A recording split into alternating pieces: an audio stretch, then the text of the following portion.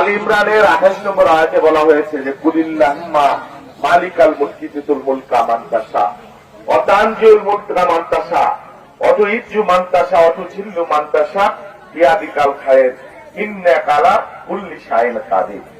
রাসূলকে বলছে, বলে রাসূল, হে আল্লাহ, তুমিই সর্ববিষয়ে ক্ষমতাশীল।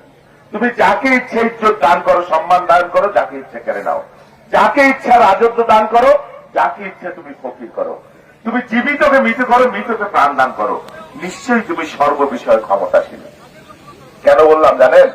এই আয়াত বঙ্গভবনে যখন ক্ষমতার পরিবর্তন হয়, ইমাম সাহেব এই আয়াত পড়েন নতুন সরকারের শপথ নেওয়ার সময়। তাই আমরা দেখছি। কি কারণে বললাম? খালেদা জিয়া, আপনারা সবাই জানেন, বাংলাদেশের 3 বারের সাবেক প্রধানমন্ত্রী, তার স্বামী মুক্তিযুদ্ধের সেক্টর কমান্ডার, বাংলাদেশের প্রথম রাষ্ট্রপতি, নিজে 3 বার প্রধানমন্ত্রী ছিলেন, অথচ কি একটা মিথ্যা মামলা